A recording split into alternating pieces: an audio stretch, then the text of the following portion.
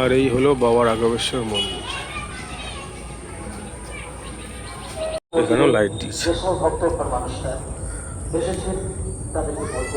ওই যে দেখতে দেখতে শ্রাবণ মাস শেষ, তো আগামীকাল সোমবার, আজ রবিবার, তো শ্রাবণ মাসের শেষ সোমবার। তো আজকে আমার এই মাসে খুব একটা বেশি যাওয়া হয়নি মানে বাবার মন্দিরে। তো আজকে শেষ সোমবারের আগের দিন আমি এসেছি রাঘবেশ্বর মন্দিরে 400 বছরের। আর কোথায় এখানে কীভাবে আসবে এরপরে জানি না যে সোমবার মানে এই ভিডিওটা কত জায়গায় কীভাবে পৌঁছবে, বাট সোমবার ছাড়াও তোমরা এখানে আসতে পারো। ছোটো জায়গার মধ্যে মন্দির, সুন্দর মন্দির। আর কীভাবে সব জানাবো, তো চলো দেখি কী কী প্রস্তুতি হয়েছে এখানে। আর যেহেতু শেষ সোমবার তার জন্য কিন্তু চরম ভিড় হবে।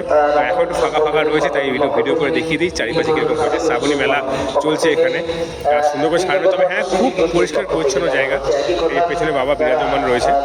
আর বাকি চলো দেখি, ঘুরিয়ে দেখাই মন্দিরটা।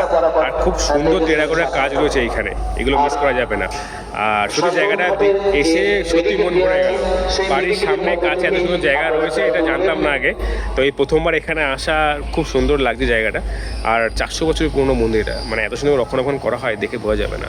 তবে কিছু জায়গায় গিয়েছি যেখানে রক্ষণাবেক্ষণ হবে, এরকম সুন্দর সুন্দর মন্দিরগুলো না সব প্রায় ভগ্নপ্রায়। দেখতে পাচ্ছি সুন্দর সাজানো হয়েছে। যেহেতু সোমবার, শেষ সোমবার শ্রাবণ মাস চলছে, সেই জন্য অবশ্যই। তো চলো যাওয়া যায়। পবিত্র গঙ্গার জল তুলে বিঘ্নগরের উদ্দেশ্যে পাড়ি দিয়ে বিঘ্নগরের জাগ্রত বাবা নদিয়া জেলার ঐতিহ্য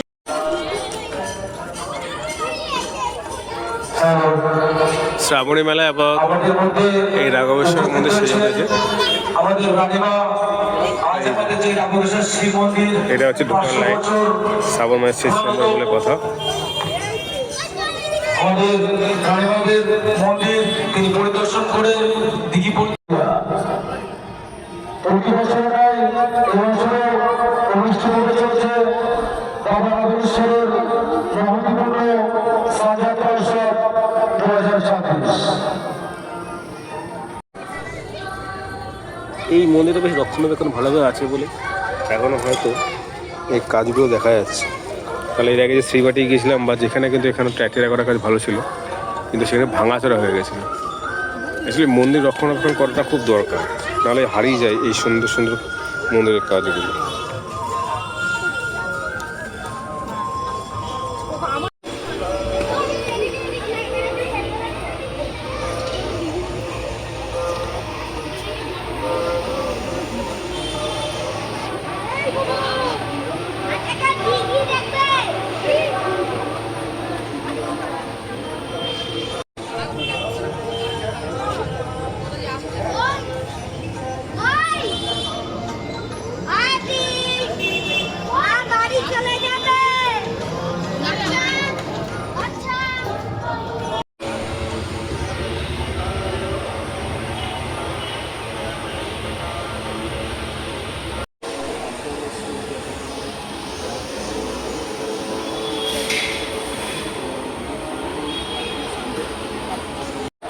এই মন্দিরের 3টে দরজা, এটা হচ্ছে ব্যাক সাইডের দরজাটা, এই যে এটা হচ্ছে মন্দিরের পেছনে। আর ওটা হচ্ছে সামনে, যেটা আগে ছিলাম। এইখানটা আরেকটা দরজা আছে, ওটা দেখিয়ে দিই। এই হচ্ছে আরেকটা দরজা, এই যে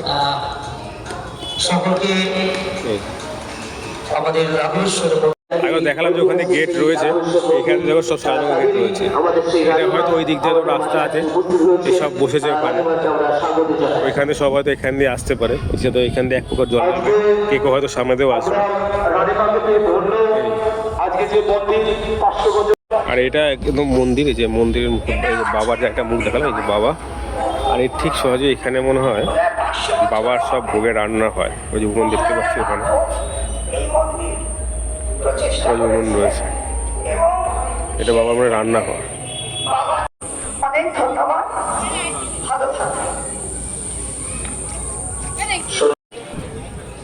আর এই হলো বাবা রাঘবেশ্বর মন্দির। তো এই ছিল আজকে রাঘবেশ্বর মন্দিরের ভিডিও। কেমন লাগলো অবশ্যই কমেন্টে জানিও। তবে হ্যাঁ, শ্রাবণ মাসে ইচ্ছা ছিল যে অনেকগুলো বাবার মন্দিরে যাবো, কিন্তু ভিড়ের কারণে আর কি, যেহেতু আমি দীঘা গিয়েছিলাম একটু প্রায় 5 দিনের জন্য, তো আগের রবিবার তারপর রবিবার মানে মার খেয়ে গেছে অ্যাকচুয়ালি সানডে করে বেরোয় ম্যাক্সিমাম। যাই হোক এরপরে বা দেখা হবে, কারণ অনেকগুলো অজানা কিছু বাবার মন্দির বাবার জায়গা কিছু দেখে রেখেছি, সেগুলো যাবো। তো সেগুলো দেখতে হলে কিন্তু অবশ্যই চ্যানেল সাবস্ক্রাইব করে রাখতে হবে। তো তারা পরে ভিডিও। ওইটা হচ্ছে রাঘবেশ্বর মন্দির, আর ঠিক অপোজিটেই যে রাজা কৃষ্ণচন্দ্র দিঘি।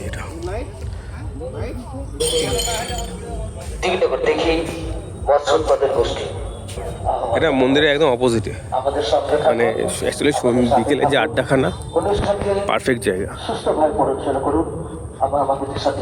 এখানেও লাইট দিচ্ছে ওই যে।